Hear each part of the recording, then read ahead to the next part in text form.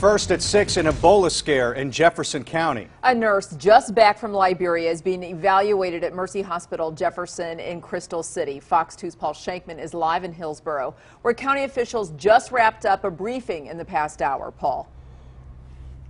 Yes, Sandy, blood samples from this nurse have been sent to Jefferson City to the State Health Department. They were sent there this afternoon. They expect to have some results yet later this evening, but at this point they are stressing that the likelihood that this patient has Ebola is a very low risk. That is because she just came back from Liberia and had begun running a fever and experienced muscle fatigue, but she had been working sort of behind the scenes, not directly with Ebola patients.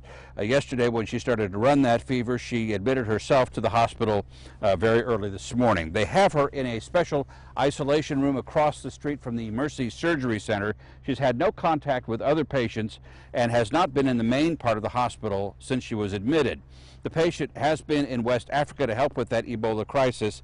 She came home a few days ago and immediately identified herself to local health officials who had been checking with her a couple of times today to make sure she was okay, and she had been, but then she got sick yesterday, began running that fever, and then admitted herself to the hospital. The county health department will tell us almost nothing about her, including who she had contact with since returning home a few days ago. At this point in time, we can't confirm.